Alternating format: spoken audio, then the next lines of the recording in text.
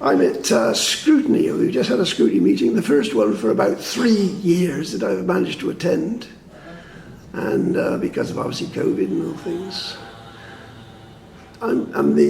The Scrutiny meeting was presented by this lady who is... I'm Deputy Lindsay Feltham, and I am Chairperson of the Public Accounts Committee. So you had today the Chief Executive Officer, who's new to the job, relatively a few months she's been here. And there were a dozen people sat around this table, 7 men, 5 women. I counted, and there were some people over there who I don't know who they were. 2 members of the public, myself and 1 other. Mm-hmm. The first thing I have to say to you is the sound, as always, is terrible. I couldn't understand what the Chief Executive Officer was saying.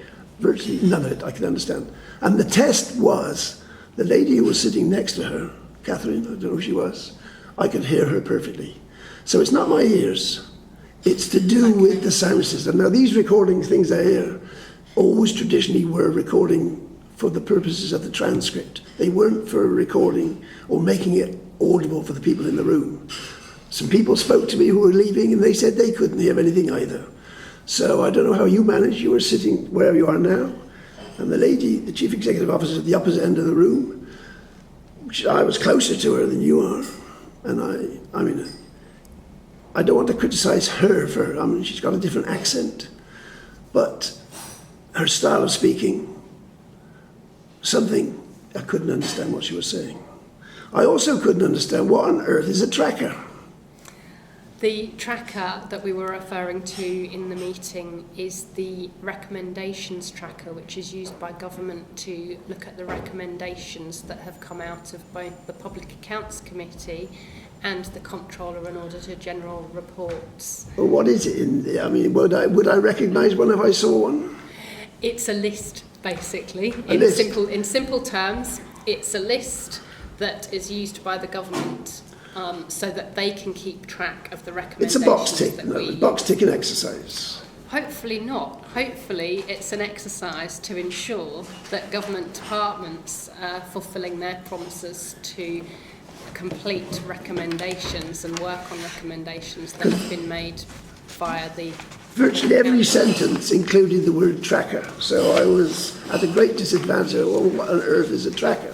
What is a tracker? What is a tracker? So it's some sort of a standard list which is used in other places. Yes, it would be used in other places. Other places may use trackers differently. Right. The Public Accounts Committee itself is awaiting a copy of the tracker. We have asked for one. We have received information from the tracker, and we will be receiving a demonstration of the tracker itself. Because you were using words like, well, how do you measure leadership and how do you measure governance? Those are terms that would appear in the tracker, are they?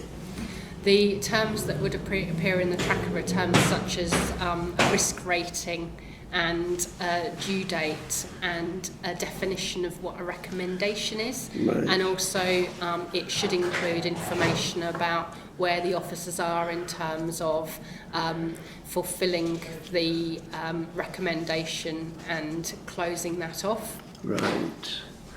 And if the Chief Executive Officer makes recommendations and they're not implemented, what can be done about it? So the recommendations that we were discussing today were recommendations that have either been made by the Comptroller and Auditor General, right, or the Public Accounts Committee in the committee's previous reviews. So they're not recommendations that are being made by the Chief Executive Officer or her officers. They are recommendations that are being made to the officers. I understand. I could understand that. But the Auditor General, for example, has been making recommendations for as long as I can remember in various Auditor Generals that we've had here. Yeah. And it seems to be tradition to ignore them. That seems to be they didn't use that famous expression, the Jersey way, but that seems to be the way that Jersey operates. I am hoping that if indeed that was a tradition in the past, that the new CEO will break that tradition. The committee just had a brief discussion post the meeting, and we were happy with the the advice that she gave us around how she is taking this seriously, and it is our job to continue holding those senior officers to account. The fact that they've had nearly 3 years to put the sound system to rights here, now it's something I've been complaining about for so many years. I wonder whether I'm going completely bonkers, because nobody else, the people going out today were complaining they couldn't hear anything. So I know it's a factual, actual thing. The hearing is so bad. But can somebody do something about these scrutiny meetings, whether it's in this room or the next one, or sound generally, any public meeting you go to, the sound is always appalling. I can certainly speak with the State Scref and the officers about the issues that you've raised around the sound.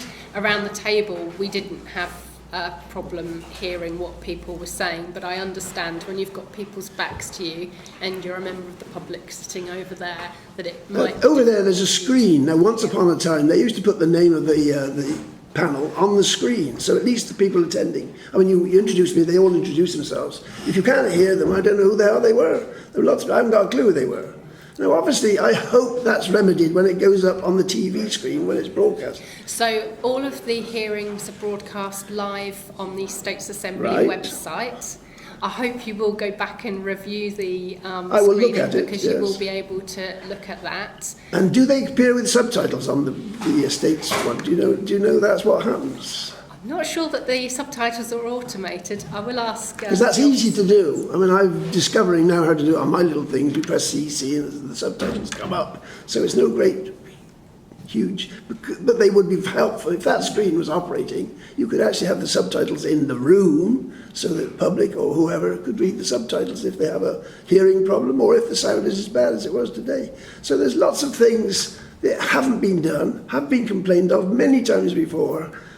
You're not actually the government, you're in the States. These are things that have been complained of many, many times and nothing happens. Access and inclusion is something that's really important to me personally. Right. So I will take those comments on board and speak with these officers about that. I am noting that behind you there is a notice saying that there's a hearing loop in operation. A loop, if you happen to have the right hearing aid. Yes. I'd be interested. I'm trying to find a guinea pig to come in here with a hearing aid and try their little thing and see whether it works, because obviously I don't know what happens to the sound once it leaves these microphones and goes into the recording system. I don't know how that happens. As an aside, I know my mum, who is deaf, will have been watching this hearing from home, so I will ask her for feedback, because she does rely on a hearing aid. I will stop. When I've asked you this question, at the very start of this, we said we were talking about, what was the question I asked you? So I said, we can record afterwards. And I've forgotten what the question was now. It's stupid, haven't I? I had it in my head there. You were talking about whether or not you could record any part Record the meetings, yes. Because that was the pattern. After a hard-fought campaign, we used to record meetings, and then they said you can't. And then they said the press and you can record the first 5 minutes. Now, that was the predetermined policy before the beast of COVID came along. Now, you told me today that I wasn't allowed to, and it seemed like a rather hasty arrived-at decision for today. Is that an official policy decision? I need to go back and research what the previous policy was. Right. What I did when I spoke with you earlier is came in and discussed with officers and the committee. Right. My understanding from speaking with the rest of the committee is that other committees have asked for recordings not to be taken, and the decision why the committee chose not to allow it today was because they were concerned that it might set a precedence. This is one of the great concerns. Everybody thinks there's so much opportunity out there to express your views, but as we know, with President Trump downwards, people are getting banned from expressing their views on social media, for example. And I'm finding more and more and more that government departments don't want to be quoted. They don't want to speak to people. They don't want to be recorded. And there's a closing down. The right to speech, express views, there's a closing down going on, censorship. And it's very, very worrying. So one of the purposes of this public hearing is that it is public. Right. It is available online. There will be a transcript made available, and that transcript will be verbatim. So all of that information will be there. And I welcome you putting your views online about what you've heard today. Right. But these recordings, as I understand it, under the old policy, they're only preserved for 6 months.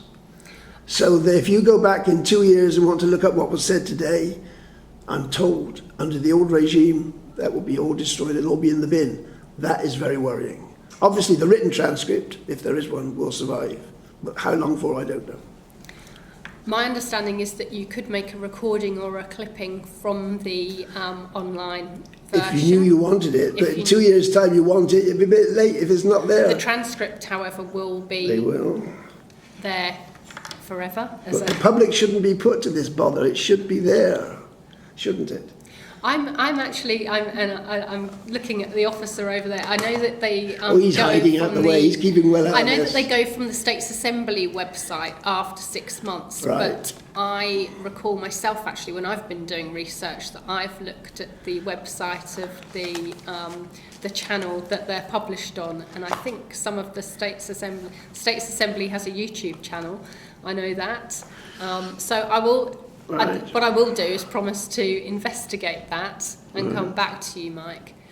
Because Okay. I agree with you, things should be on a public record, and sometimes people The do want to go availability back. of social media, this free exchange of information should be expanding. It's diminishing. And, It's extraordinary. you know, this is a 4-year term. I understand that at the end of the 4 years, the public will want to look back at what we said at the beginning of the 4-year They certainly term. will. So, I hope they do. Thanks for your time. okay, thank you.